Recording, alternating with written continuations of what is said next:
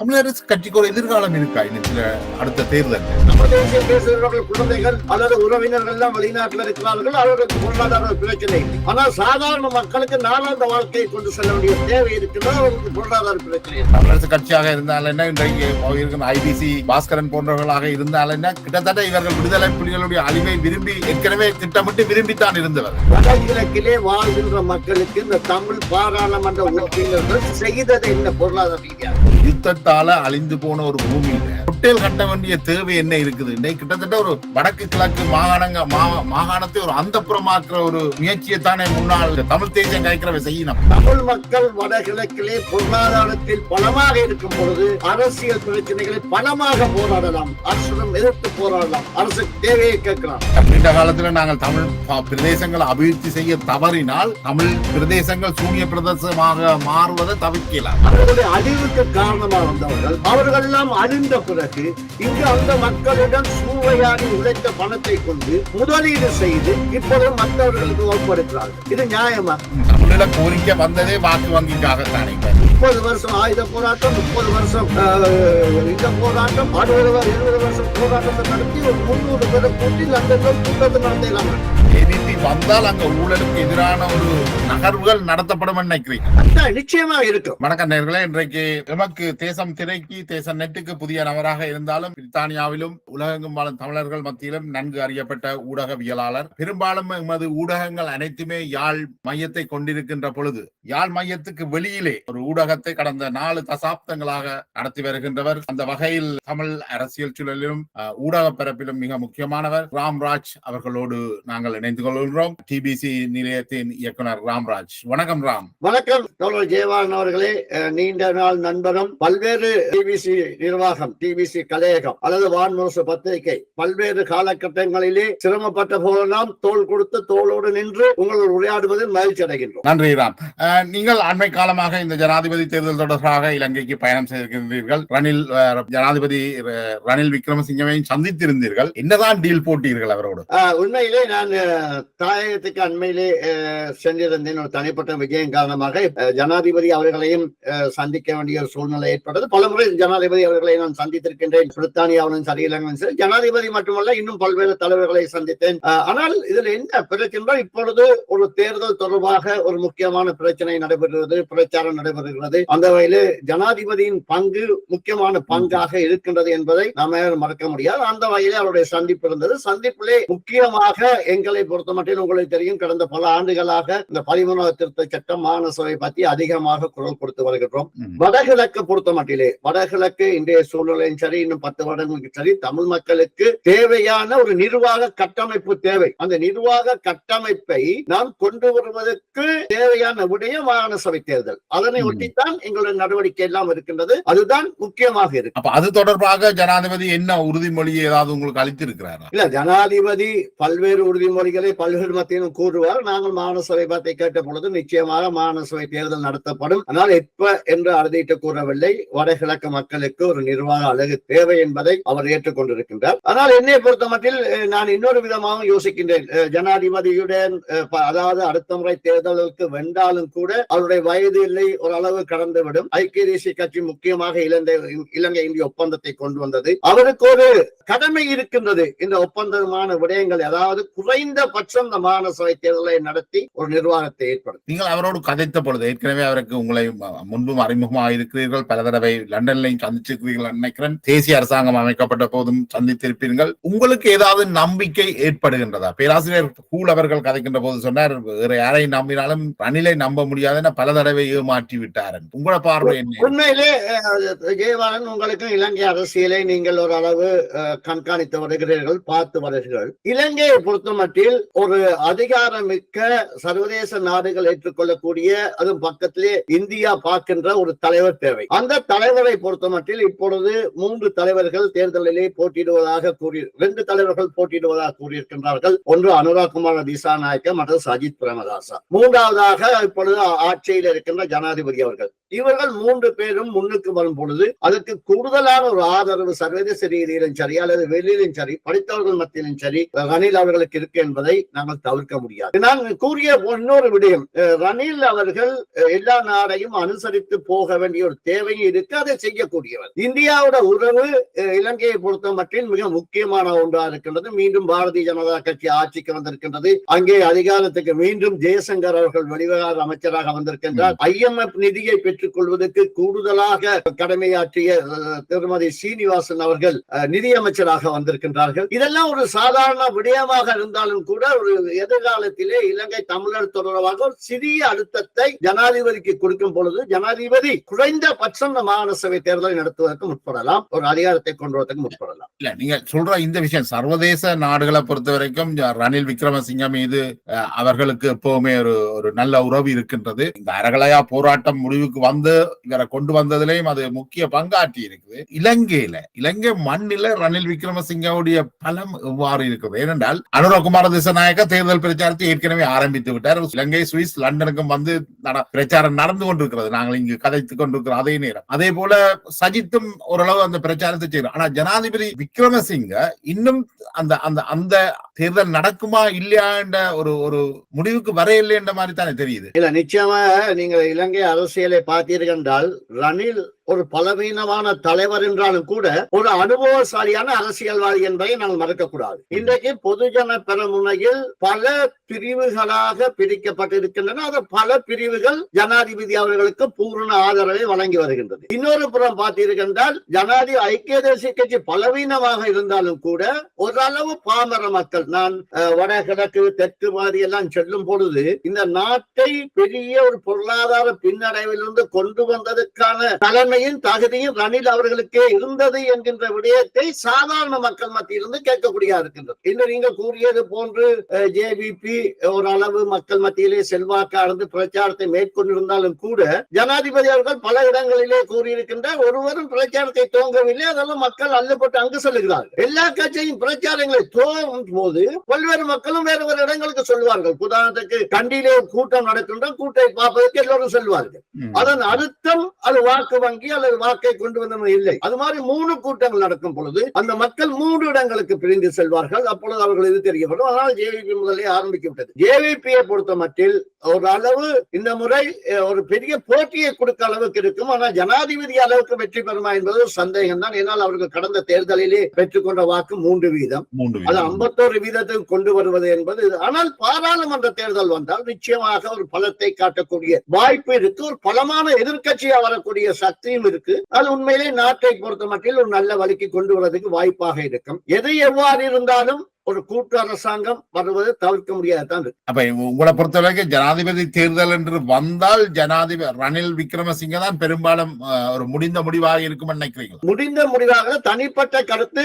ஒரு அளவு அவர் அதிகாரமிக்கவராக ஒரு பாராளுமன்றத்தில் அதாவது மிக ராஜதந்திரமாக நகரக்கூடியவர். அதாவது இப்பொழுது பல்வேறு வதந்திகள் உலாவுகின்றது என்னென்றால் எல்லா வகையிலையும் சஜித் தனிக்கும் ரணில் அவர்களுக்கு ஒரு பேச்சுவார்த்தை நடைபெறுகிறது. அந்த பேச்சுவார்த்தை சிலவுடைய வெற்றிகரமாக வந்தால் அவர் முதன்மை வேட்பாளர் பொது வேட்பாளராக வருவார். அப்படி அந்த வெற்றிகரமாக வராத சூழ்நிலையில் சஜித் அணியிலிருந்து ஒரு அணியினரை பிரித்தெடுக்கக்கூடிய சக்தி ரணில் அவர்களுக்கு இருக்கின்றது. நிச்சயமாக நடக்கும். அது ஒரு பெரிய பாதிப்பை சஜித் அணிக்கு ஒரு பலவீனத்தை உருவாக்கும். மஹிந்த ராஜபக்ஷ அவர்களுடைய பிரிவு வந்து ஜனாதிபதி ரணிலுக்கு தன்னுடைய முழுமையான ஆதரவை வழங்கும் நினைக்கிறீங்களா அல்லது அவர்கள் தாங்கள் ஒரு வேட்பாளரை நிறுத்த வாய்ப்பு இருக்கா? நிச்சயமா இது ஒரு முக்கியமான கேள்வி, நல்ல கேள்வி. பொதுவாக கோத்தபாய அல்லது மஹிந்த ராஜபக்ச அல்லது பசில் ராஜபக்ச அவர்களுக்கு தெரியும் ரணில் தவறு அவர்களால் ஒரு ஜனாதிபதி தேர்தலை வெல்ல முடியாது என்பதும் தெரியும். அவர்கள் போடுகின்ற வேட்பாளரும் வெல்ல மாட்டார் என்பதும் தெரியும். ரணில் அவர்களுக்கு வரும் பொழுது அவர்கள் பாதுகாப்பாக இருப்பார் என்பதும் அவர்களுக்கு தெரியும். அவர்கள் தங்களை பாதுகாத்துக் கொள்ள வேண்டும் என்றால் நிச்சயமாக ரணிலை போன்றவர்களை ஆதரித்து அவரை கொண்டு வரக்கூடிய தேவை இருக்கு என்பது பசிலாக்களுக்கு நன்றாக மஹிந்த ராஜபக்சவும் நல்லாவே தெரியும். இரண்டாவது விடயம், அவருக்கு மட்டுமல்ல பொதுஜன பெரமுனையில் நிறைய ஊழல்வாதிகள் இருக்கிறார்கள். இந்த ஊழல்வாதிகளுக்கெல்லாம் ஒரு சிக்கலை ஏற்படுத்தும் ரணில் வராவிட்டால். ரணில் வந்தால் வழக்க போடாத பாதுகாப்பாக வைப்பார் என்பது அவர்களுக்கு தெரியும். ஏன்னா அறகலையிலிருந்து எப்படி பாதுகாத்து அவர் ஓரளவு பேசக்கூடிய சக்தியை உருவாக்கி வைத்திருப்பது ரணில் நடவடிக்கை. என்று அவர்கள் எதிர்பார்க்கிறார்கள். அந்த வகையிலே அவர்கள் முழுமையாக சரியோ பிள்ளைக்கு அப்பால் ரணிலுக்கு ஆதரவளிக்க வேண்டிய தேவை அவர்களுக்கு. அப்படி என்றால் ராம், இப்ப உள்ள சிக்கல் என்னென்றால், இப்ப ரணில் வந்தாலும் இதுவரைக்கும் என்ன ஆட்சி முறை அல்லது என்ன ஊழல்கள் என்ன நடந்ததோ அதுதானே தொடர்ந்து அடுத்த 5 ஆண்டுகளுக்கும் தொடரப்போகுது. அதுல ஏதாவது மாற்றம் வருமா? இலங்கை போன்ற நாட்டில் ஊழலற்ற ஒரு ஆட்சியை நடத்துவது என்பது மிக சிரமம். அப்படி என்றால் ஜேவிபி போன்றவர்கள் வர வேண்டும், அது மிக கடினமானது. ஆனால் இனி வரும் தேர்தலிலே பல ஊழல்வாதிகள் நிராகரிக்கக்கூடிய நிலைமை மக்கள் மத்தியிலே ஏற்பட்டிருக்கின்றது. நீங்க சொல்றத பாக்கைக்குள்ளேயும் ஜேவிபி வந்தால் அங்க ஊழலுக்கு எதிரான ஒரு நகர்வுகள் நடத்தப்படும் நினைக்கிறீங்க? நிச்சயமாக இருக்கும். ஜேவிபியை பொறுத்த மட்டில் ஜேவிபி அனுராகுமார திசாநாயக் அவர்கள் கூறுவது போன்று அவர்கள் ரோயல் காலேஜிலே படித்துவிட்டு அல்லது ஒரு குடும்ப ஆட்சியை கொண்டு வர வேண்டும் என்ற அரசியலை அவர்களோடு செய்ததில்லை. அவர்கள் சாதாரண மக்கள் மத்தியிலிருந்து சாதாரண வாழ்வுதரத்தை அறிந்து புரிந்து புரட்சிகரமான அரசியலுக்கு வந்தவர்கள். அதனால அவர்களோட நிறைய மாற்றம் இருக்கும். அவர்களுக்கு குடும்ப நிர்வாகம், கிராம நிர்வாகம் அவர்களுக்கு தெரியும். ஏனியவர்களை பார்த்தீர்கள் என்றால் ரோயல் காலேஜை படித்து சர்வதேச மட்டத்தில் படித்து அரசியலுக்கு வந்தவர்கள். அவர்கள் மிக இலகுவாக அந்த ஊழலுக்குள் சென்று விடுவார்கள். அவர்களுடைய உல்லாச வாழ்க்கை, உல்லாச பயணம். ஆனால் இவர்களை பொறுத்த மட்டும் ஜேவிபியில தெரிவு செய்ய பாராளுமன்ற நடவடிக்கைகளை பொறுத்த மட்டும் பாராளுமன்ற உறுப்பினர்கள் சர்வசாதாரணமாகத்தான் அவர்கள் செயல்பட முயற்சி செய்வார்கள். அது முழுமையாக இல்லாவற்றையும் ஒரு 60-70% அந்த நடவடிக்கையை நாங்கள் பார்க்கலாம். அவருடைய அரசியல் வரலாறை நாங்கள் பின்னணியை கொண்ட இதை நான் மட்டும் சொல்லவில்லை. சம்பிக்க ரணவிக்க கூட பல போட்டிகளிலே சிங்கள போட்டிகளில் சொல்லியிருக்கின்றார். ஜேவிபியை பொறுத்த மட்டில் ஒரு நிர்வாகத்தை கட்டமைக்கக்கூடிய மக்கள் மத்தியிலே கிராம மத்தியிலே கொண்டு வரக்கூடிய சூழ்நிலை இருக்கின்ற கூறியிருக்கின்றார். அதை ஏற்றுக்கொள்கிறது. ஊழல் முற்றாக அற்று போய்விடாது.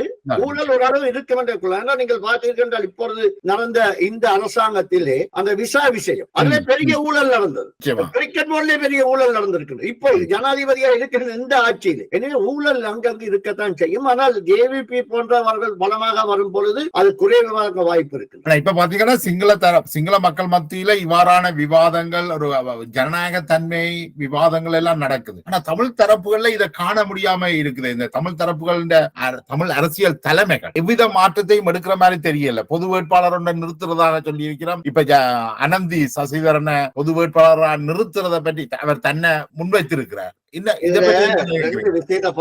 தமிழ் தரப்பு இன்னும் ஒரு தேசிய அரசியலிலே ஈடுபடுவதற்கு இன்னும் தயாரில்லை. அப்படி தேசிய அரசியலை பற்றி அவர்கள் பேசினார்கள் என்றால் அவர்கள் அடுத்த முறை பாராளுமன்றத்துக்கு வரமாட்டேன் என்று அவர்கள் நினைக்கின்றார்கள். தாங்கள் பலவீனமா போய் அதனால அவர்கள் தமிழ் தேசியத்தை முன்னிறுத்தி தங்களுடைய அரசியலை நடத்த வேண்டிய தேவை இருக்கின்றது. இப்ப உங்களுக்கு தெரியும், தமிழரசு கட்சியில 2 விதமான கருத்துக்கள் இருக்கின்றன. பொது வேட்பாளருக்கு எதிராகவும் ஸ்ரீதரன் பொது வேட்பாளருக்கு ஆதரவாகவும் கருத்துக்களை முன்வைக்கிறார்கள். தமிழரசு கட்சிக்கு ஒரு எதிர்காலம் இருக்கா இன்னும் சில அடுத்த தேர்தல்? இல்ல, போற போக்க பார்த்தா தமிழரசு கட்சி இன்னும் பலவீனமா தான் போகும். தமிழரசு கட்சியோட பலவீனமான நடவடிக்கைகள் இப்பொழுது தெரிகிறது. அது சுமந்திரன் கடுமையாகவே இந்த பொது வேட்பாளர் விடயம் பதியெடுக்கிறார். நீங்க அண்மையிலே பார்த்தீர்கள், வடபகுதிக்கு விஜயம் செய்த தலைவர்கள் கூட சுமந்திரனை அணுகித்தான் சந்தித்திருக்கின்றார்கள்.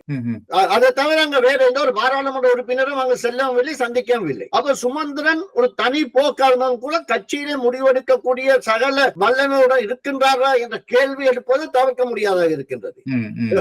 பெரிய ஜனநாயகம் பேசுவது போன்று மாவே சொல்லுகிறார், அவர்களுடைய தனிப்பட்ட கருத்து. கட்சியை பொறுத்த மட்டும் முக்கியமான விடயத்தை தனிப்பட்ட கருத்து என்று தவிர்த்து செல்ல முடியாது. அதை கட்டுப்படுத்த வேண்டிய தேவை அவர்களுக்கு இருக்கு. அது முடியாமல் தான் இருக்கின்றது. மற்ற இன்னொரு விடயத்தை பாத்தீங்கன்னா, அனந்தி சசிதரன், சிவாஜிலிங்கம் போன்றவர்கள் பொது வேட்பாளர் எந்த அடிப்படையில வைத்து முன்னெடுத்த போகிறார்கள். தேர்தல் கேட்பது அவர்களுடைய உரிமை. அதை நாங்கள் யாரும் இல்லை என்று சொல்லவில்லை. பொது வேட்பாளர் கேட்கலாம். இதால தமிழ் மக்களுக்கு ஏற்பட போகும் நன்மை என்ன? 2009ஆம் ஆண்டுக்கு பிறகு 2024ஆம் ஆண்டு மட்டும் 15 வருட காலம் வடகிழக்கிலே வாழ்கின்ற மக்களுக்கு இந்த தமிழ் பாராளுமன்ற உறுப்பினர்கள் செய்தது என்ன பொருளாதார ரீதியாக? அது அவர்கள் பட்டியலிட்டு காட்டட்டும். இல்ல, அது ஒரு முக்கிய பிரச்சனை என்னென்றால், இவர்கள் இந்த அரசியல் ரீதியாக அரசியல் உரிமைகளை வென்றெடுக்கல, பொருளாதார ரீதியாகவும் எந்த ஒரு பொருளாதார அபிவிருத்தியையும் வென்றெடுக்கவும் இல்லை. அதால வடக்கு கிழக்குல இருந்து மக்கள் தொடர்ந்து வெளியேறி கொண்டிருக்கிறார்கள், நாட்டை விட்டே வெளியேறுகிறார்கள். இந்த நிலை தொடருமாக இருந்தால் இவர்கள் வைக்கிற தமிழ் தேசியம் எங்க போகும்? இல்ல, தமிழ் தேசியம் கேள்விக்குறியாகத்தான் போகும்.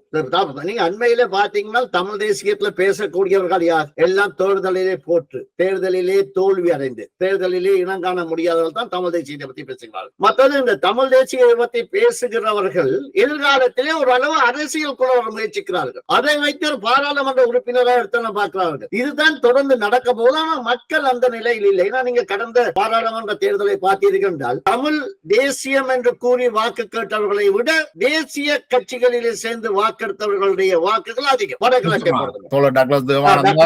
அங்கஜன், வியாழந்தன், சிவனேஸ்வரன், சந்திரகாந்தன் போன்றவர்களுடைய வாக்குகளை நீங்கள் பார்க்கும் பொழுது, அங்கஜன் ராமநாதன் போக்கும் பொழுது தமிழ் தேசியத்தை விட கூடுதலான வாக்கு தேசிய கட்சிகளுக்கு விழுந்திருக்கின்றது. அது இந்த முறையும் சாத்தியமானது என்றால் மக்கள் தங்களுடைய தேவைகளை பார்க்கிறார்கள். ஒரு வீட்டிலே 5 பேர் இருந்தால் அவருக்கு ஒரு வேலை கிடைக்குதான்னு பார்க்கிறார்கள்.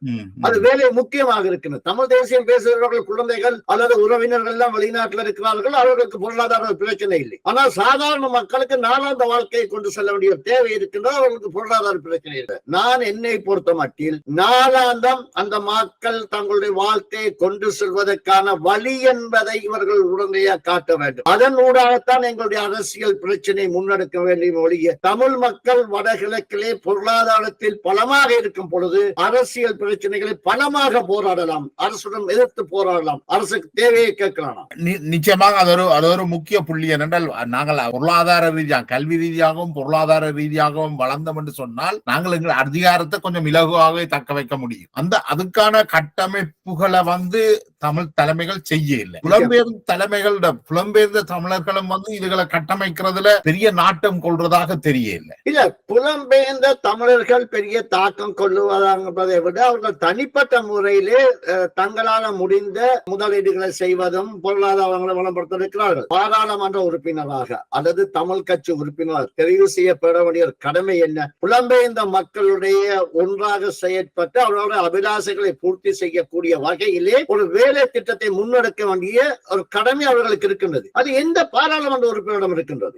எந்த பாராளுமன்ற உறுப்பினர்கள் இங்க நிதியை சேகரித்து தமிழ் தேசியத்தை பேச பார்க்கிறார்களே ஒழிய இந்த மக்களுக்கான தேவையை கொண்டு செல்வதற்கான அவர்களுக்கு நாளாந்த தேவை என்ன? அவர்கள் ஒரு முதலீடு செய்யும் பொழுது அந்த முதலீடுகள் இருக்கின்ற இடையூறுகள் என்ன? அதை எவ்வாறு அந்த முதலீடுகளை முதலீடு செய்து அதற்கான மீள் வருமானத்தை பெற்றுக் கொள்வதற்கு வாய்ப்பு என்ன இருக்கின்றதை பார்க்கலாம். இங்கே நட சில ஊடக வியாபாரிகள் அங்கு கூட முதலீட்டு போட்டு அவர்கள் அரசியல் கட்சியை தங்கள் கட்டுப்பாட்டுக்குள் வைக்கலாம் நினைக்கிறார்கள். அது நடக்குது. ஒரு சில கட்சிகளுக்கு பணத்தை கொடுக்கிறது, கொடுத்த போட்டு தாங்கள் சொல்றது தான் செய்ய வேணுங்கிறது, சொல்றது இவர் தமிழ் தேசியத்துக்கு எதிரானவர், இவர் தமிழ் தேசியத்தை விட்டு கலைக்கணும் சொல்றது, இதெல்லாம் ஒரு நாகரிகமான அரசாங்கத்தோட சேர்ந்து இயங்குகின்ற ஊடகங்களே தான் அதையும் செய்யுது. சுமந்திரன் மிக தெளிவாக கூறினார். இலங்கையிலே வடகிழக்கிலே தமிழ் மக்கள் ஒரு நிதியினை ஒரு முதலீடை செய்யும் பொழுது, பெரிய அளவிலே நிதியிடம் செய்யும் பொழுது அது அங்கு உள்ள புலனாய்வுத்துறை கண்காணிப்புகளை வைத்திருக்கும். அந்த புலனாய்வு துறை ஊடாகத்தான் அவர்களுடைய வேலை திட்டங்களை செய்யக்கூடியதாக இருக்கும். அந்த வேலை திட்டத்தை செய்யக்கூட அரசாங்க தேவை என்னையோ அதை பயன்படுத்தக்கூடியதாக இருக்கும். எனவே அரசாங்கம் எப்பயும் தமிழ் மக்களையும் புலம்பெயர்ந்த மக்களையும் இந்த ஊடகத்தை பிடிக்க பார்த்திருக்கிறதுக்கான ஒரு சூழலை உருவாக்கி கொண்டே இருக்கும். இதுக்குள்ள அவர்கள் அகப்பட்டுக் கொள்வது. ஆனா வெளியே பேசுவது இவர் தமிழ் தேசியத்துக்கு எதிராளர், அவர் யார் தமிழ் தேசியத்துக்கு எதிராளி முடிவு பண்றதுக்கு அவருக்கு என்னன்னு தெரியும். ஐபிசி பாஸ்கரன் ரீச்சா ஹோட்டலை எக்கட்சியில் கட்டுறதுக்கு சொன்னால் அது அரசாங்கத்தின் உடன்பாடு இல்லாமல் புலனாய்வுத்துறையின் ஈடுபாடு இல்லாமல் நடந்திருக்க முடியாது என்று சொல்றீங்க. ஜெயபாலன், உங்களுக்கு நன்றாக தெரியும், நீங்களும் நீண்ட காலம் பிரித்தானியால வசித்து வருகிறேன், நானும் வசித்து வருகிறேன். இந்த போராட்ட காலங்களிலே இவர்கள் எங்க இருந்தார் என்றே தெரியாது. மாவீரர் காலங்களிலே கொண்டு பெருந்தொகையான பணத்தை கொடுப்பது தங்களுடைய வியாபார நோக்கத்துக்காக, தங்களுடைய தொழில்முறை நோக்கத்துக்காக, மக்களை அணுகிக் கொள்வதற்காக பெருந்தொகையான பணத்தை கொடுப்பது, நடைபெற்ற கொலைகள், மனித உரிமை மீறல்கள் எல்லாமே ஒரு விதத்தையும் பாராமல் இருந்தவர்கள். அன்று அவர்கள் அதை கண்டித்திருந்தார்கள் என்றால் இன்று விடுதலை புலிகளை மௌனித்திருக்க வேண்டிய நிலைமைக்கு வந்திருக்காது. ஒரு அரசியல் தீர்வை நோக்கி இவர்கள் நகர்த்தி இருக்கலாம், இவர்கள் சென்றிருக்கலாம், இவர்கள் அழுத்தத்தை கொடுத்திருக்கலாம். அன்றெல்லாம் அவர்கள் பார்த்து கொண்டிருந்து அவர்களுடைய அழிவுக்கு காரணமாக வந்தவர்கள் அவர்கள் எல்லாம் அழிந்த பிறகு இங்கு அந்த மக்களிடம் சூறையாடி உழைத்த பணத்தை கொண்டு முதலீடு செய்து இப்பொழுது மற்றவர்களுக்கு வகுப்படுகிறார்கள். இது நியாயமா? இல்ல, இதுதான் நடக்குது. தமிழரசு கட்சியாக இருந்தால் என்ன, இன்றைக்கு போயிருக்கிற ஐபிசி பாஸ்கரன் போன்றவர்களாக இருந்தால் என்ன, கிட்டத்தட்ட இவர்கள் விடுதலை புலிகளுடைய அழிவை விரும்பி ஏற்கனவே திட்டமிட்டு விரும்பித்தான் இருந்தவர்கள். நீங்க சொல்ற அந்த விஷயம் மிக உண்மையான. இன்றைக்கு அந்த அழிந்த புலிகளுடைய சாம்பல்ல இருந்து அவர்கள் அரசியல் செய்ய பார்க்கிறார்களா? நிச்சயம் அதான். இல்லாட்டி கடந்த காலங்களிலே ஐபிசி இங்க நடைபெற்ற எல்லா கொலைகளுக்கும் உங்களுக்கு தெரியும், டிவிசி தாக்கப்பட்ட பொழுது அல்லது வான்முரசு பத்திரிகை எரிக்கப்பட்ட பொழுது தமிழ்ச்செல்வன் அவர்கள் மன்னிப்பு கேட்டு எங்களுடன் நாங்கள் உண்ணாவிரதம் இருக்க பொழுது தமிழ்ச்செல்வன் வெளிப்படையாக நேரடியாக தொலைபேசி எடுத்து எங்களுக்கு மன்னிப்பு கேட்டு அடுத்த நிமிடம் 3 பக்கத்திலே நாங்கள் துரோகவாணிகள் என்று கூறியதே இதே ஐபிசி 10 முறை ஒளிபரப்பு செய்தது. இது போன்ற விடயங்கள் பலவற்றை நடந்திருக்கிறது. ஆனால் இவர்களுக்கு மக்கள் தொடர்பாக எந்த ஒரு சிந்தனையும் இருக்கவில்லை, மக்கள் தொடர்பாக ஒரு பார்வை இருக்கவில்லை. மக்கள் தொடர்பாக அந்த சிந்தனை இருந்திருந்தால் இன்றாவது குரல் கொடுக்கலாம். நாங்கள் புலம்பெயர்ந்த நாட்டிலே என்ன செய்தோம்? எங்களோட குழந்தைகள் எல்லாம் நல்லா படித்தார்கள். இன்னைக்கு 180% குழந்தைகள் பட்டதாரியாக இருக்கிறார்கள். அவர்கள் ஒரு பெரிய பொருளாதாரத்தை கட்டியெழுப்பக்கூடியவர்களாக இருக்கிறார்கள். இந்த நிலையை அவர்கள் சிந்திக்கவில்லை தான். இன்றைக்கும் அங்க கொண்டே ஏன் கொட்டேல் கட்டியல்? ஒரு யுத்தத்தால அழிந்து போன ஒரு பூமியில கொட்டேல் கட்ட வேண்டிய தேவை என்ன இருக்குது? இன்னைக்கு கிட்டத்தட்ட ஒரு வடக்கு கிழக்கு மாகாணத்தை ஒரு அந்தப்புறமாக்குற ஒரு முயற்சியை தானே முன்னாள் தமிழ் தேசியம் கைக்கிறவை செய்யணும். உதாரணத்துக்கு நீங்கள் இன்னொரு விடயத்தை நாங்கள் தொட்டு சொல்வது பொருத்தமா இருக்கு. புலம்பெயர்ந்த நாட்டிலே எத்தனையோ ஆலயங்கள் இருக்கின்றது. நான் அண்மையிலே கேள்விப்பட்டேன், லண்டனிலே ஒரு ஆலயம் ஒரு அனுமதியை பெறுவதற்கு, அதாவது இந்த பரவக்காவடி என்று முதுகிலே முள்ளுக்கு தேர்வது, மற்றது இந்த தீச்சட்டி ஏற்றுவதற்கு, அங்கவசம் செய்வதற்கு இவர்கள் 55,000 பவுண்ட்ஸ் செலவழித்திருக்கிறார்கள் அனுமதியை பெறுவதற்கு. சிறந்த சட்ட ஆலோசனையுடன் அனுமதியை பெறுவதற்கு இவர்கள் செலவழித்த பணம் 55,000 ரூபாய். இவை தேவையா? இதையே நாங்கள் அங்கோண்டு ஒரு கல்வி அமைப்பு செலவழிக்காத ஏன்? அதுவும் இல்லாமல் ஒரு முதியோர் மண்டபம் கட்டியிருக்கிறார்கள். 5 மில்லியன் ரூபாய் முதியோர் மண்டபத்துக்கு செலவு. இல்ல, இதுகளை நீங்கள் ஒரு அளவு, இதுகளெல்லாம் தேவை. ஒரு அளவு கட்டுப்படுத்தி இதில் ஒரு பங்கை அந்த எங்களுடைய மக்கள் மத்தியிலே இருக்கின்ற கல்வி சிறாருக்கு செலவழிக்க சொல்லித்தானே கட்டுறதுல எந்த தவறுமான. ஆனா இவ்வளவு முதலீட்டோட அது செய்யப்படணுமான்ற ஒரு தேவை இருக்கு, கேள்வி இருக்கு. அதான் பிரச்சனை. மட்டுமில்ல, உலகம் முழுக்க, ஐரோப்பா முழுக்க ஆலயங்களுக்கு, எல்லா ஆலயங்களுக்கும் எக்கச்சக்கமான பணங்கள் இருக்கின்றது. அந்த ட்ரஸ்டி அதில் ஒரு தொகுதியை, நீங்க சொல்ற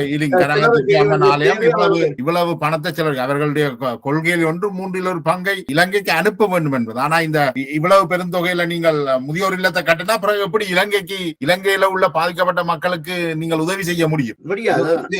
இது இங்க உள்ள ஆலயங்கள் இது சம்பந்தமா மீள் பரிசீலனை செய்யணும். அது அடுத்துதான் நாங்கள் இந்த இந்திய விஷயத்துக்கு எடுத்தால், நீங்கள் பிரதிநிதித்துவப்படுத்துகின்ற ENDLF அமைப்பு இந்தியாவோடும் இந்திய உளவு நிறுவனத்தோடும் மிக நெருக்கமான உறவை கொண்டு இப்ப அண்மை காலமாக விடுதலை புலிகளுடைய ஒரு தரப்பினர் இந்தியா தமிழீழம் எடுத்து தரும் என்ற கோஷத்தோட டெல்லிக்கும் பிரித்தானியாவுக்கும் பயணம் செய்து கொண்டிருக்கிறார்கள். இது எப்படி பாக்குறீங்க நீங்க? அதுல இன்னொரு விஷயமும் தெரியுமா?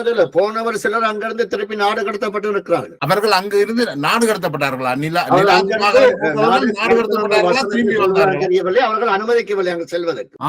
அவர்கள் கொஞ்சம் பெரிய, அதாவது இந்த இந்து மதத்துக்குள் சென்று அந்த மதவாதிகள் கூட இந்த பிரச்சாரத்தை முன்னெடுத்து வேற மாநிலங்களுக்கு சென்று பிரச்சாரத்தை முன்னெடுத்தார்கள். அது பெரிய அளவில் அதுக்கான அனுமதியை இந்திய மத்திய அரசு கொடுத்ததாக தெரியவில்லை, கொடுக்க போத தேவையும் இல்லை. மற்ற இன்னொரு விஷயம், சரி பிழைக்கு அப்பால் பல புலம்பெயர்ந்த அமைப்புகள் இந்திய மத்திய அரசியல் நாடி போவதற்கான முயற்சிகளை செய்வது, அவர்கள் அதுக்கான தேவை வரவில்லையோ இல்லையோ தெரியவில்லை, அவர் அணுகவில்லை.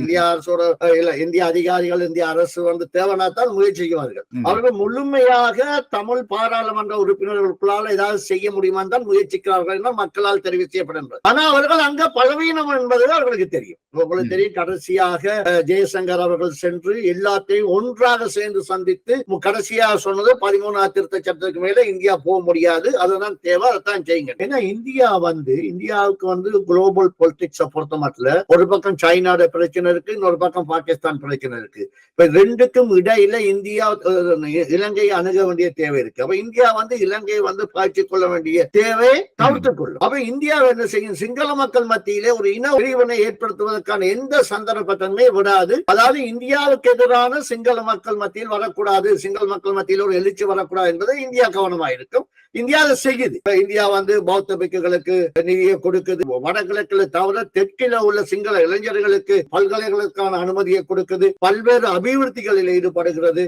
குறிப்பாக பாத்தீங்கன்னா மலையகத்திலே 1000 வீடை கட்டி கொடுப்பதற்கு முயற்சி செய்கிறது. அது போன்ற வடகிழக்கிலே செய்வதற்கு தமிழ் எம்பிகள் பலவீனமாக இருக்கிறார்கள். வரலாறு சொல்ல போனால் முதலாவதாக தமிழரசு கட்சி விட்ட பெரிய தவறு என்னென்றால், சம்பந்தன் அவர்களை இந்தியா அழைக்கும் போது போவார். அதற்கு கூறின காரணம் மாவி அவர்களுடைய மகனுக்கான திருமணத்துக்கு செல்ல வேண்டி இருக்கிறது முதல் கூறினார்கள். இரண்டாவதாக கூறினார்கள் பாஸ்போர்ட் முடிஞ்சு போய்விட்டது, பாஸ்போர்ட்டுக்கு போக முடியாது. என்ன காரணம் என்று பிறகு பார்த்தா சம்பந்தனையா இருக்கிறது இன்னும் எதிர்கட்சி தலைவரின் வீட்டில். அதுக்கு மஹிந்த அவர்கள் பெரிய அழுத்தம் கொடுத்தனால் அவர் அந்த போக முடியவில்லை. இப்பொழுதும் அங்கத்தான் இருக்கிறார். அப்ப அதெல்லாம் ஒரு தமிழ் மக்களில் பலவீனமாக்குற விஷயம். இது இந்தியாவுக்கும் தெரியும். அப்ப இந்தியா என்ன செய்யும்? அண்மையிலே சுமந்திரன் கண்டு காய்ச்சல் என்றால் ஏன் இந்தியா வந்து எல்லாத்தையும் கூப்பிட்டு கலைக்கல? ஏன்னா இந்தியாவுடைய மொழி ரீதியாக கையாளக்கூடிய ஆட்களும் தேவை. எங்களை தமிழ் கட்சிகள் அதுலையும் பலவீனமா இருக்கிறார்கள். இந்திய தமிழ் அரசியல்வாதிகளுடைய பலவீனமான நிலை தான் கூடுதலாக தமிழ் மக்களுடைய இந்த பிரச்சனையை அடுத்த கட்டத்துக்கு கூட கொண்டு போய் இல்லாமல் இருக்கிறதுக்கு முக்கியமான காரணமாக இருக்கு. தமிழ் மக்களுடைய பிரச்சனை அடுத்த கட்டத்துக்கு கொண்டு போற அளவுக்கு தமிழ் மக்கள் மத்தியில பிரதிநிதிகள் இல்லை. இப்பொழுது பாரதிய ஜனதா கட்சி ஆட்சிக்கு வந்தவுடனே பிரதமர் அவர்களுக்கு தமிழரசு கட்சியின் தெரிவு செய்யப்பட்ட தலைவர் என்கின்ற ரீதியில் ஸ்ரீதரன் அவர்கள் ஒரு செய்தி அனுப்பினார். என்ன அனுப்பினார்? சமஷ்டிக்கு அரணாக இருக்கணும்னு அனுப்பினார். இந்தியா அடிக்கடி வந்து சொல்ல போது இவர் என்ன சொல்லியிருக்கணும்? முதலாவது ஐயா நீங்கள் ஆட்சிக்கு வந்துட்டீர்கள், தயவு செய்து மாகாண சபை தேர்தல் நடத்தி அந்த வடகிழக்கு அதிகாரத்தை எடுத்து தந்து சமஷ்டி செல்வதற்கான ஒரு முயற்சியை ஏற்படுத்தி தாங்கன்னு கேட்டிருந்தால் நியாயம் இருக்கு. முதலாவது இருக்கலை வாங்க பெற்றுக் கொள்ளணுமே. இப்ப இந்த தமிழ் தேசியவாதிகள் ஸ்ரீதரன் போன்றவர்கள் கூட வைக்கிற வாதம் என்னென்றால் அவர் அண்மையிலையும் தெரிவிச்சிருந்தார் 13வது திருத்த சட்டம் எல்லாம் இந்த சட்டமூலத்தில் இருக்கு, அதையே நாங்கள் கேட்க வேணும் என்று. இதுக்கு நீங்க என்ன பதில் சொல்றீங்க? இல்ல இதுதான் முக்கியமான பிரச்சனை. 13வது திருத்த சட்டத்திலே முழுமையாக அமல்படுத்தும் போது வடகிழக்கு ஒரு நிர்வாக அழகு இருக்கின்றது. எந்த அளவு இருக்குது? அது சர்வதேச ரீதியாக அங்கீகரிக்கப்பட்டது. அண்மையிலே உங்களுக்கு தெரியும், முல்லைத்தீவிலே ஜனாதிபதி அவர்கள் சென்று ஒரு வைத்தியசாலை திறந்து வைத்தார். அந்த வைத்தியசாலைக்கான நிதி 4000 கோடி ரூபாய் நெதர்லாந்து அரசு கொடுத்தது. அது முன்னாள் அமைச்சராக இருந்த சத்தியலிங்கம் தான் அந்த நிதியை கொண்டு வந்தார். அந்த நிதி எதுக்குள்ள வடமாகாண சபைக்குள்ள கொண்டு வந்தார். இது புரியாமல் தெரியாமல் பேசுகிறார்கள். அப்ப வடமாகாண சபைக்கு இவ்வளவு அதிகாரம் இருக்கின்ற போது ஏன் இவர்கள் தொடர்ந்தும் இந்த மாகாண சபை முறைமையை வந்து ஒரு தங்களுக்கு வேண்டத்தகாத ஒரு விஷயமாகவே ஆரம்ப காலத்திலிருந்தே புள்ளி கூறி வந்த விடயத்தை இவராது புலமைந்த மக்கள் என்ன பத்திரிகை வாசி அரசியல் நடத்துறது, அதை போய் உள்ள பார்க்கறது இல்லை. இப்ப நீங்க தமிழ்நாட்டு அன்றைக்கு தமிழ்நாடு தேவையில்லைன்னு சொல்லியிருந்தா இன்னைக்கு தமிழ்நாட்டு முன்னேறி இருக்காது. இன்றைக்கு இந்தியாவிலே முதன்மை மாநிலமா தமிழ்நாடு மாநிலம் இருக்கின்றது. இந்த மாகாண சபையை முறையை ஒழுங்காக அனுபவிக்க தோங்கினால் இன்னைக்கு வடகிழக்கிலே ஒரு முழுமையான மாநிலமாக மாறக்கூடிய வாய்ப்பு இருக்கின்றது. பொருளாதார ரீதியிலே எங்கேயோ நிற்பார்கள். நாங்கள் இன்னைக்கு கப்பல் வருகிறது, விமானம் வருகிறது, யாழ்ப்பாணம் சென்று பாருங்கள், எல்லா வீட்டையும் ரூம் கட்டி வைத்திருக்கிறார்கள். அது வகையில வருமான தேவைகளுக்கு ஏற்படுத்துகிறது. பல்வேறு பொருட்கள் இந்தியாவிலிருந்து நேரடியாக வருகிறது, பல்வேறு கலைஞர்கள் வருகிறார்கள். இது எதை காட்டுகின்றது? இதுக்கான அனுபவம். இப்ப நாங்கள் இங்க வந்து கொண்டு எல்லாம் வேணாம்னு சொல்லலாம். அங்க இருக்கின்ற மக்கள் நிலைமை நாங்கள் யோசித்து பார்க்கலாம். இல்ல நான் நினைக்கிறேன் இது ஒரு முக்கியமான புள்ளி என்னென்றால் நாங்கள் முதல்ல எங்களுக்கு கிடைச்ச ஒவ்வொரு படியையும் ஒவ்வொன்றாக எடுத்து வைக்க வேண்டும் என்று நினைக்கிறேன். அதுல இருந்துதான் நாங்கள் அடுத்த கட்டத்துக்கு நகர வேணும். இப்பொழுது உள்ள குறைந்தபட்சம் இந்த மாகாண சபையே இருந்துதான் நாங்கள் அடுத்த கட்டத்துக்கு போகலாம். இதை விட்டுட்டு எல்லாத்தையும் உண்டா கொண்டு வந்து தாண்டால் அது சாத்தியமா என்ற ஒரு கேள்வி இருக்கு. ஜெயமான இன்னொரு விஷயம், 3 வேட்பாளர்களும் வெளிப்படையாகவே மாகாண சபை தேவையை பற்றி புரிந்திருக்கிறார்கள், பேசியிருக்கிறார்கள். இப்பொழுது தமிழ் கட்சிகள் என்ன செய்ய வேண்டும்? தங்களுடைய அரசியல் பாகுபாட்டை ஒரு பக்கத்தில் வைத்து போட்டு 3 கட்சிகளும் ஒன்றிணைந்து செல்ல வேண்டும். உங்களுடைய தேர்தல் விஞ்ஞாபனத்தை இதை உள்ளடக்குங்கள், சிங்கள மக்கள் மத்தியிலே கொண்டு செல்லுங்கள். தேர்தல் விஞ்ஞாபனத்திலே சிங்கள மக்கள் கொண்டு செல்லும் பொழுது அந்த மக்களுக்கும் தெரியும் நாங்கள் வந்து சமஷ்டி என்பதை சொல்லை விட மாகாண சபை என்று சொல்லுவது அரசியல் அமைப்பிலே இருக்கின்ற ஒரு விடயத்தை தான் நாங்கள் கேட்கின்றோம். அது வடகிழக்கு மாகாணத்துக்கு மட்டுமல்ல, இலங்கையிலே இருக்கின்ற 9 மாகாணங்களுக்குமான ஒரு மாகாண சபை தான் நாம் கேட்கின்றோம். அந்த மாகாண சபையூடாக பல தலைவர்கள் வந்திருக்கிறார்கள். எனவே இந்த மாகாண சபை என்பது ஒரு நிர்வாக அளவுக்கான அமைப்பு என்பதை தமிழ் மக்கள், குறிப்பாக புலம்பெயர்ந்த மக்கள் இன்னும் புரிஞ்சு கொள்ளவில்லை. வடகிழக்கில் உள்ள மக்கள், நீங்கள் இன்னொரு விடயத்தை பாருங்கள். இப்பொழுது தமிழ் தேசியத்தை பற்றி பேசுகிறார்கள். இலங்கையில இருக்கின்ற 35 வயது இளைஞர்கிட்ட நீங்கள் போய் தமிழ் தேசியம் என்ன கேளுங்க, அப்படி ஒரு சாமா இருக்கான்னு கேட்பேன். அவர்கள் சிந்தனை எல்லாம் வெளிநாட்டுக்கு போறது எப்படி, வெளிநாட்டு போய் எப்படி வாழலாம் தான் இருக்காங்களே ஒழிய அங்க இதை பத்தி யோசிக்கிறதுக்கான சந்தர்ப்பமே இல்லை.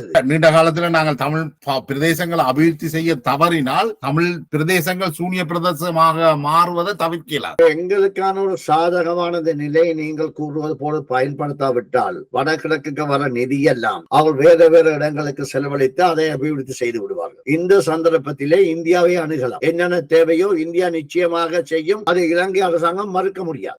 இந்தியாவுக்கு இலங்கைக்கு ரோகுக்குள்ளால வடகிழக்கு தேவையான விட இது ஒருத்தரும் கேட்பார் இல்லையே, கேட்கிறார் இல்லையே. எடுத்ததும் பேசுவதன் சமஸ்தி இப்ப இந்த தமிழ் பொது வேட்பாளர் எதிர தோங்கினார்கள், ஆரம்பத்திலே தமிழ் வேட்பாளர் தோங்கினார்கள், ஒரு நியாயமான விடயமா வந்தது. 30ஆம் தேதி வவுனியாவிலே நடைபெற்ற கூட்டத்தினை தொடர்ந்து 30ஆம் தேதி வவுனியாவிலே நடைபெற்ற கூட்டத்தில் 4 தீர்மானம் போட்டார்கள். அதுல சுயநிர்ணய உரிமை, தன்னாட்சி, எந்த அளவுல மக்கள் ஏற்றுக்கொள்ள மத்த இது இப்பொழுது உலகம் முழுக்க ஒரு சமாதானத்தை நோக்கி பயணிக்கிற நேரத்துல நாங்க அங்க வாழ்கின்ற சிங்கள மக்கள் மத்தியில ஒரு பிரிவினைக்கு மாறி ஒரு கருத்தை முன்வைக்கக்குள்ள எங்களுக்குள்ள பிரிவினை தான் இருக்கு. அந்த மக்கள் எங்களை நம்ப மாட்டார்களே, நம்பி எப்படி ஒரு வாக்குறுதி எங்களை தருவார்கள்?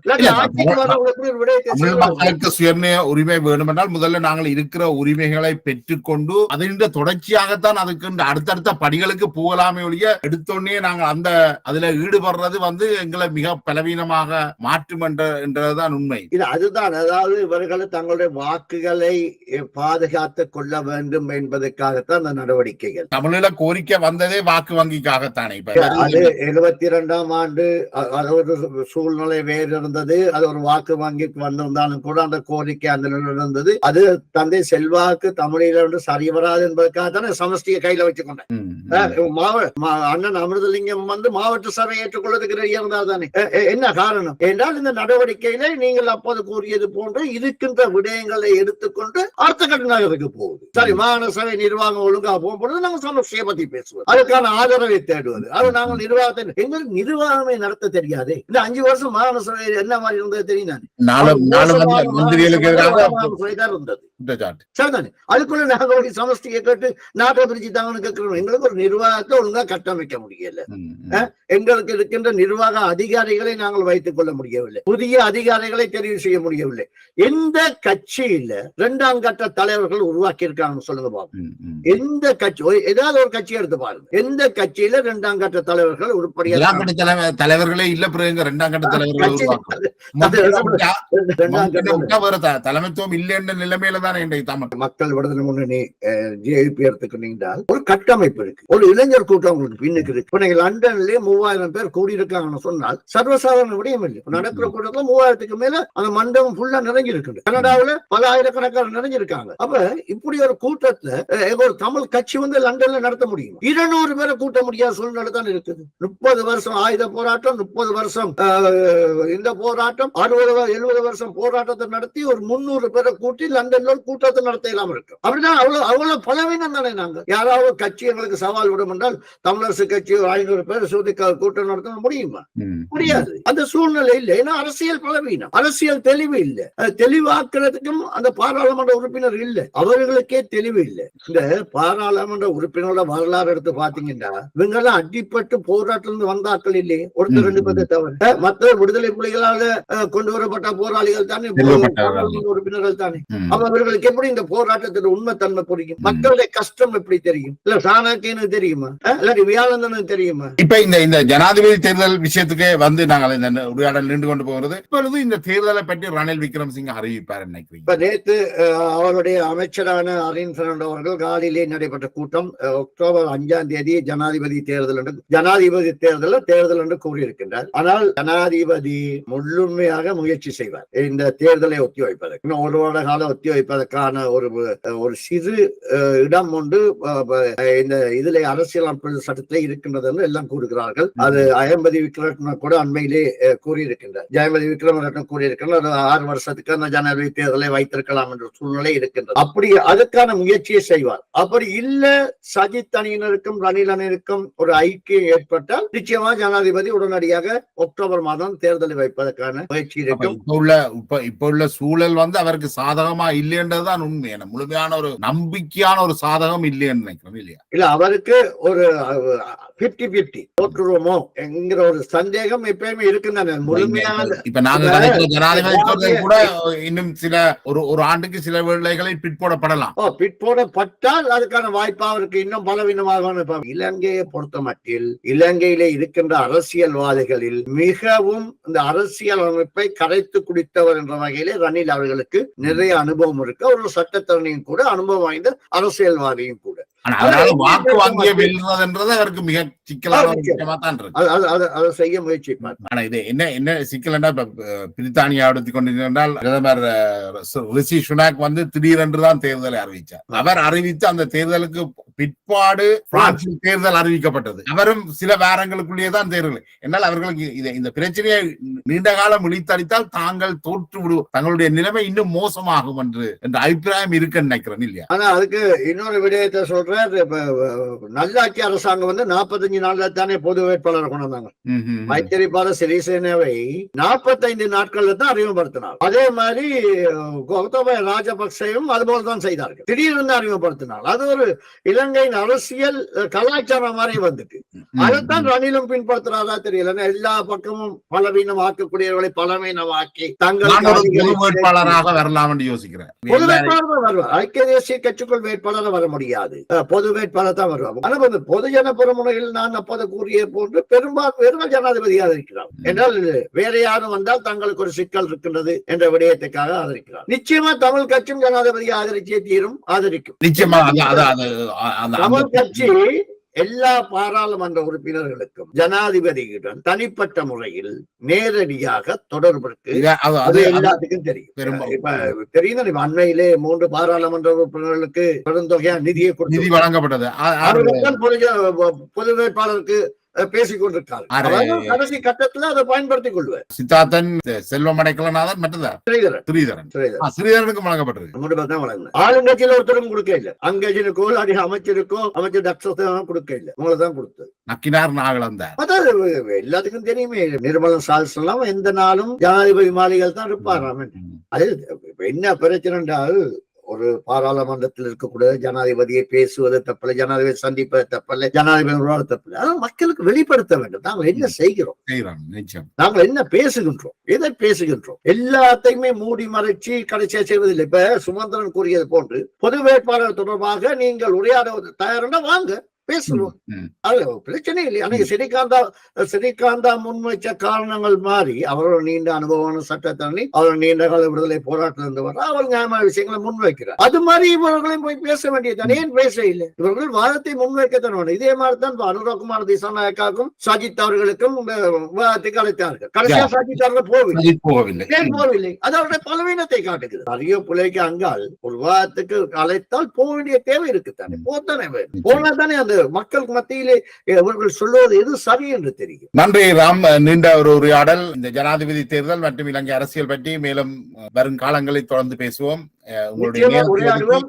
காலம் வர வரை இன்னும் கூட விடயங்களை நடந்து கொள்ளலாம். அந்த வகையில் ஜெயபாலன், உங்களுடைய தேசம் திரைக்கு நன்றியும் வாழ்த்துக்களும். உங்களுடைய நிகழ்ச்சிகள் முன்மேலும் வெற்றி அடி செல்ல எங்களுடைய வாழ்த்துக்கள். நன்றி.